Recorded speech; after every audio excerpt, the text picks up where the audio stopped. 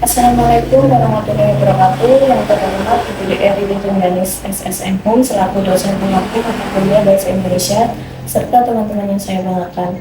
Perkenalkan, nama saya Sri Budiarti Ningsih, NIM 027 dari kelas 2023A. Di sini saya akan mempresentasikan hasil proposal penelitian saya yang berjudul Implementasi Strategi Tata Kelola yang Baik untuk Meningkatkan Kualitas Pelayanan Publik Masyarakat. Untuk latar belakang, administrasi publik adalah bidang ilmu sosial yang mempelajari tiga komponen utama kehidupan bernegara, yaitu lembaga legislatif, yudikatif, dan eksekutif, serta hal-hal yang berkaitan dengan publik, seperti kebijakan publik, manajemen publik, administrasi pembangunan, tujuan negara, dan etika yang mengatur penyelenggara negara. Jenis jasa pelayanan, baik barang publik maupun jasa publik, biasanya diberikan oleh pemerintah pusat, daerah, dan badan usaha milik negara atau badan usaha milik daerah.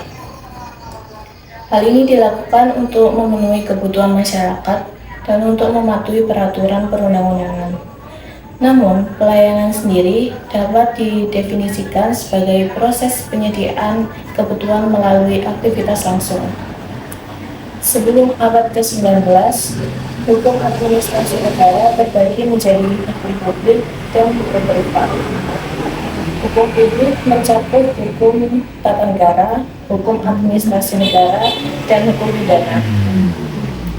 Sedangkan hukum privat mencakup hukum perdata dan dagang.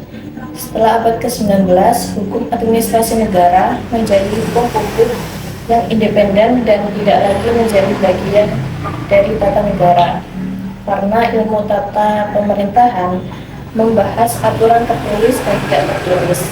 Hukum administrasi negara sangat erat kaitannya dengan ilmu tata pemerintahan. Pemerintah melakukan dua jenis tindakan atau tindakan biasa dan tindakan hukum. Studi hukum administrasi negara fokus pada tindakan atau perbuatan kedua, yaitu tindakan atau perbuatan hukum. Menurut Undang-Undang Nomor 22 Tahun 2014 tentang pemerintahan daerah, pemerintah daerah adalah penyelenggara urusan pemerintahan oleh pemerintah daerah dan Dewan Perwakilan Rakyat daerah menurut asas otonomi dan tugas pembantuan dengan prinsip otonomi serta tugasnya dalam sistem dan prinsip negara Kesatuan Republik Indonesia sebagaimana dimaksud dalam Undang-Undang Dasar Negara Republik Indonesia tahun 1945. Jika daerah tersebut lebih strategis dan luas, akan berdampak lebih besar pada pembangunan. Tidak diragukan lagi, daerah tidak akan dapat mengoptimalkan sumber daya alamnya jika tidak memiliki sumber daya manusia yang kompeten untuk memimpin dan juga mengayomi. Salah satu faktor yang mengukur keberhasilan otonomi daerah adalah pelayanan publik. Pelayanan publik telah menjadi subjek diskusi yang rumit sejak otonomi daerah diberlakukan. Pelaksanaan otonomi daerah dapat dianggap berhasil jika pelayanan publik yang diberikan oleh pemerintahan daerah berkualitas tinggi. Perubahan paradigma ilmu administrasi termasuk perubahan global telah menyebabkan masalah kualitas pelayanan publik. Selain itu, peningkatan kualitas pelayanan publik adalah sesuatu yang harus dilakukan oleh pemerintah pusat dan pemerintah daerah di seluruh dunia. Untuk rumusan misalnya, yang pertama, perlunya pembuktian tata kelola yang baik untuk meningkatkan kualitas pelayanan di tingkat masyarakat lokal. Yang kedua, bagaimana cara untuk mengatasi keterlambatan dalam proses pelayanan. Yang ketiga, bagaimana meningkatkan daya tanggap dan meningkatkan penyebaran barang layanan. Yang keempat, apa saja faktor-faktor yang mempengaruhi kualitas pelayanan publik di suatu daerah. Yang kelima, apa saja kendala yang mungkin dihadapi dalam penerapan strategi tata kelola yang baik dalam pelayanan publik dan bagaimana cara mengatasinya. Untuk tujuan penelitiannya, yang pertama ada beberapa pendekatan yang dapat digunakan untuk meningkatkan kualitas layanan di tingkat masyarakat. Membuat kebijakan pelayanan yang umum adalah solusi. Selain itu, cara yang efektif untuk meningkatkan pelayanan publik bagi pemangku kepentingan adalah dengan meningkatkan kualitas aparatur sipil negara. Peningkatan ini mencakup perbaikan sikap atau perilaku manusia yang berhubungan langsung dengan pemangku kepentingan, serta peningkatan profesionalisme dan sumber daya manusia yang bekerja. Selain itu, agar pelayanan desa dapat beroperasi dengan baik, pemerintah juga harus memberikan bantuan teknis dan finansial yang memadai. Pembangunan prasarana dan pelayanan umum di desa sangat penting untuk meningkatkan kualitas hidup masyarakat desa dan pertumbuhan ekonomi daerah, agar kemajuan masyarakat dapat berfungsi dengan baik dalam penyelesaian masalah di pelayanan publik. Peraturan yang berkaitan dengan pengaduan juga diperlukan. Yang kedua, dalam setiap pelayanan publik pasti ada masalah. Untuk mengatasi masalah-masalah pelayanan publik dapat dilakukan dengan cara antara lain sebagai berikut. Penetapan standar pelayanan standar. Pelayanan memiliki arti yang sangat penting dalam pelayanan publik. Standar pelayanan merupakan suatu komitmen penyelenggara pelayanan untuk menyediakan pelayanan dengan suatu kualitas tertentu yang ditentukan atas dasar perpaduan harapan-harapan masyarakat dan kemampuan penyelenggara pelayanan.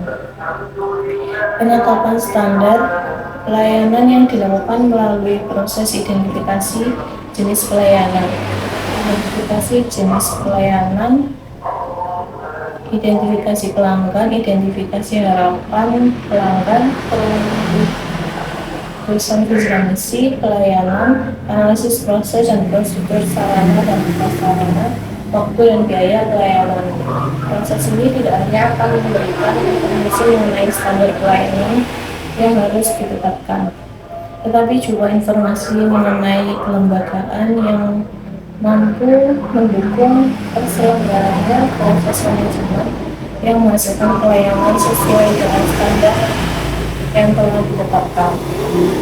Yang berikut ada pelatihan karyawan, komunikasi dua arah yang jelas dan positif, belajar terus tentang bisnis, adaptasi yang tinggi, sabar, menepati janji, melayani dengan cepat dan tepat, sopan, mampu juga melakukan kesalahan, mendengar keluh kesah pelanggan, dan pastikan mempunyai call center, memberikan solusi terbaik, fokus pada pelayanan, pandai meyakinkan hingga membujuk. Yang pertama ada faktor organisasi dan struktur organisasi. Yang kedua faktor aparatur atau pelayanan publik. Dan yang terakhir faktor sistem pelayanan publik. Yang kelima, permasalahan pelayanan publik di Indonesia sebenarnya dapat dilihat pada beberapa periode dalam penyelenggaraan pemerintahan. Misalnya dimulai pada masa Orde Baru dan berakhir periode reformasi. Pergeseran paradigma dalam pelayanan publik tidak dilepaskan dari perubahan iklim politik yang berimplikasi pada kebijakan-kebijakan yang dibuat dan dilaksanakan oleh pemerintah. Untuk manfaat penelitiannya, penelitian ini menyajikan keunggulan teoritis dan praktis. Yang pertama, secara teoritis, penelitian ini memberikan kontribusi teoritis terhadap literatur mengenai tata kelola dan pelayanan publik. Penelitian ini juga memungkinkan kita untuk lebih memahami bagaimana tata kelola pemerintahan yang baik dapat memberikan dampak positif terhadap kualitas pelayanan publik di tingkat masyarakat lokal.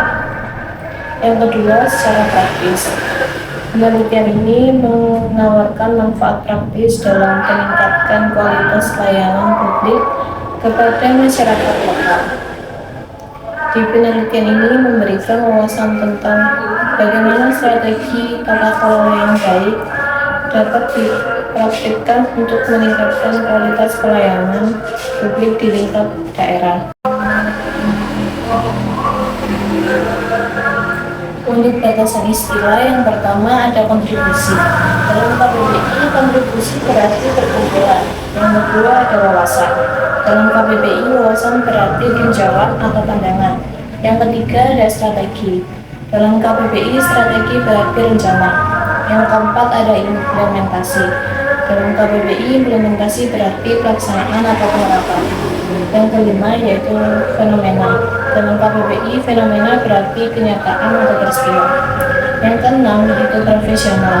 Dalam KBBI berarti ahli. Yang ketujuh ada administrasi. Dalam KBBI berarti kearsipan atau perpustakaan.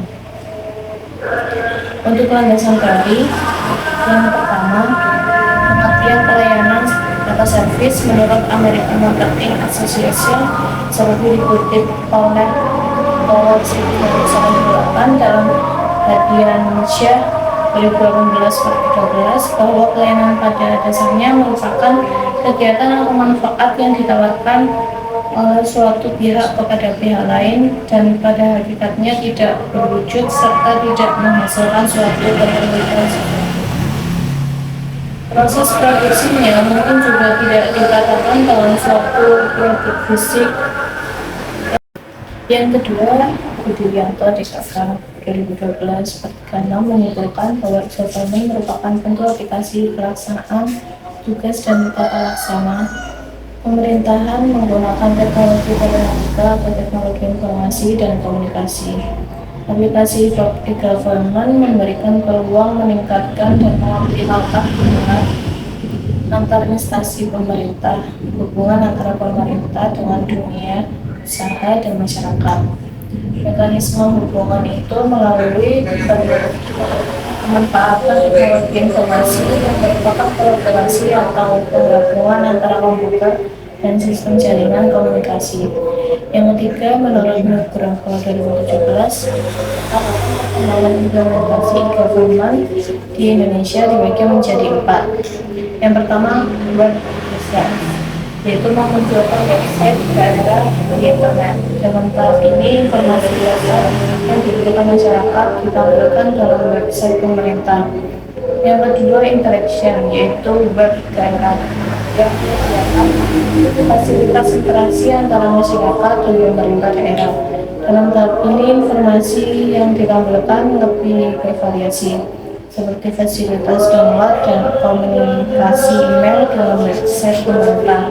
Yang ketiga, transaction, web daerah yang selain memiliki fasilitas interaksi juga dilengkapi dengan fasilitas transaksi pelayanan publik dari pemerintah. Yang keempat, transformation, itu dalam hal ini pelayanan pemerintah meningkat secara terintegrasi. Untuk metode penelitiannya, proposal penelitian ini menggunakan metode penelitian kualitatif, yaitu literatur review, di mana mengumpulkan data dan informasi-informasi dari menelaah jurnal-jurnal yang sudah ada. Literatur review adalah sebuah metode penelitian yang sistematis, eksplisit, dan reproduksibel untuk melakukan identifikasi, evaluasi, dan sintesis terhadap karya-karya hasil penelitian dan hasil pemikiran yang sudah dihasilkan oleh para peneliti. Tujuan dari metode literatur review adalah untuk mendapatkan landasan teori yang bisa mendukung pemecahan masalah yang diteliti. Kita mengambil citasi dari jurnal-jurnal dosen. Sekian presentasi dari saya. Kurang lebih mohon maaf. Wassalamualaikum warahmatullahi wabarakatuh.